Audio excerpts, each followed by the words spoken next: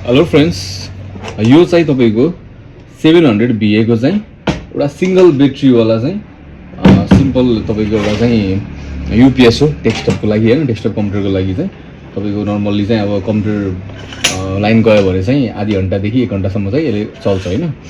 So यसमा चाहिँ एउटा के प्रब्लम थियो भन्दा चाहिँ ठ्याक्कै यो कनेक्ट गरेपछि चाहिँ हैन, यो हामीले जुन यो मेन्स के अरे पावर अन गरेपछि भनौँ न, लाइन जोडेपछि चाहिँ धुवा आयो कि धुवा आयो हैन। त्यसपछि चाहिँ अब यो रिले चाहिँ यो जले थियो कि, यो रिले चाहिँ यतापट्टि यहाँबाट पुरै जले थियो हैन। अनि यसको चाहिँ यहाँ देख्न सक्नुहुन्छ है, यहाँ जस्तो कालो कालो देख्न सक्नुहुन्छ, कालो कालो छ हैन, यतापट्टि पनि देख्न सक्नुहुन्छ यहाँ जले थियो कि हैन। अनि यसलाई मैले के गरेँ भन्दा चाहिँ अर्को युपिएसको चाहिँ अर्को युपिएसको बोर्डबाट चाहिँ यो रिले निकालेँ कि, यहाँबाट रिले निकालेँ।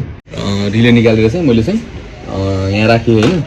अब हेरौँ है त, अब यो युपिएस चाहिँ अब चाहिँ यो यति गरिसकेपछि बन्छ कि बन्दैन हैन। लेट्स चेक इट आउट हैन। म तपाईँलाई चाहिँ अब बने पनि नबने पनि यो भिडियोमा चाहिँ तपाईँले चाहिँ यसो देखाउनेछु हैन सबै। त्यसलाई चाहिँ एज इट इज ब्याट्रीलाई राख्नु पहिला।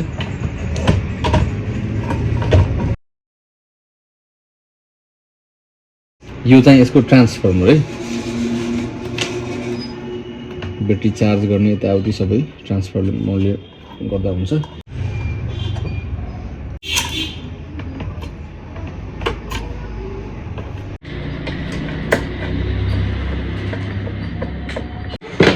अब यो यहाँ जल्ने बेलामा चाहिँ हैन, अब यहाँ थुप्रै रेजिस्टरहरू छ हैन, डायोड छ हैन, ट्रान्जिस्टर छ।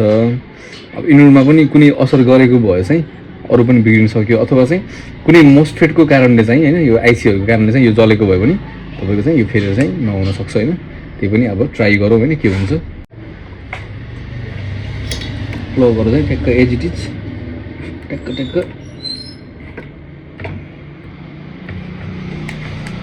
यसरी कनेक्ट गरिदिनु।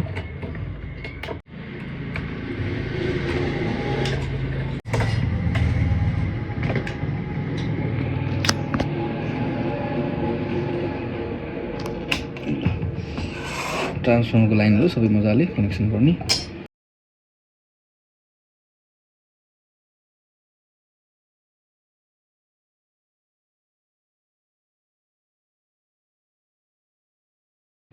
यसरी मैले ब्लू र रेड भनेर यसरी ट्याक्क चिन्ह लगाएको छु हैन।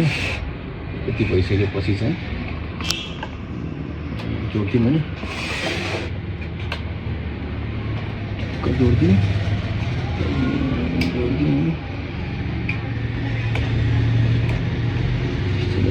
ट्याक्क भरौँ, ट्याक्क जान्छ यो। दुईवटा नट चाहिँ यहाँ लाग्छ है त।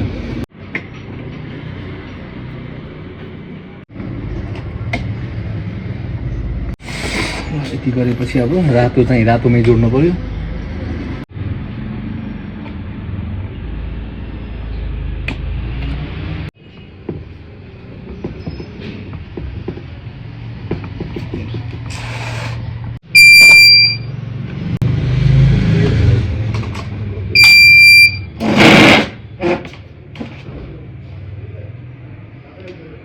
पनि भयो हैन।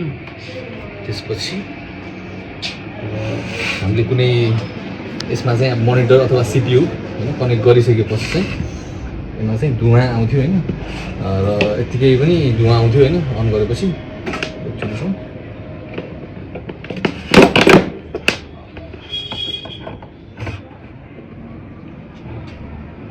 देख्न सक्नुहुन्छ हैन, मोनिटरमा चाहिँ लाइन आइसकेको छ, मोनिटरमा लाइन आइसकेको छ।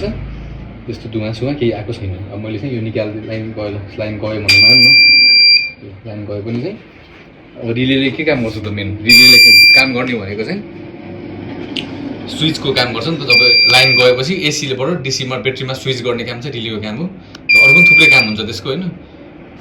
र यसरी चाहिँ हामीले चाहिँ अहिले अर्को कुनै युपिएसको बिग्रेको युपिएसको चाहिँ सामानहरू पार्ट्सहरू फेरेर हैन, यसरी चाहिँ अब जे बिग्रियो त्यसरी स्याक्क निकालेर अरू युपिएसको यसरी चाहिँ मोडल पनि सेम हुनुपर्छ भन्छ छैन। यसमा चाहिँ तपाईँको 4वटा रिले थियो भने त्यसमा चाहिँ 5वटा रिले थियो कि, तर यो ऊ चाहिँ मिल्नुपर्छ भोल्टेज एम्पियरहरू हैन, त्यो मिलेर चाहिँ सकेसम्म मिल्छ त्यो।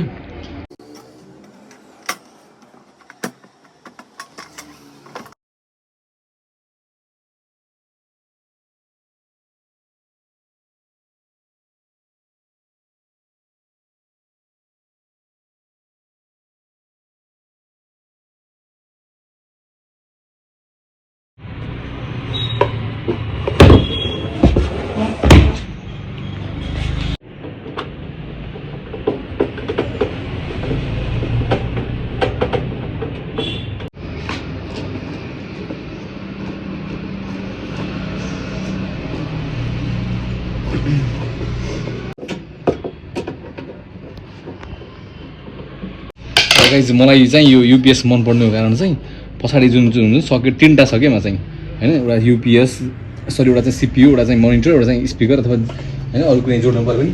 तर नर्मल्ली आजकल चाहिँ धेरै जसो युपिएसमा के हुन्छ त 2टा मात्रै हुन्छ कि 2टा मात्रै हुन्छ। अनि हामीलाई चाहिँ एक्स्ट्रा चाहिन्छ नि त तपाईको के रे मल्टिप्लग चाहिन्छ हैन। यो वाला मोडलमा चाहिँ हैन यो वाला मोडलमा चाहिँ तपाईको चाहिँ 3टा छ पछाडि।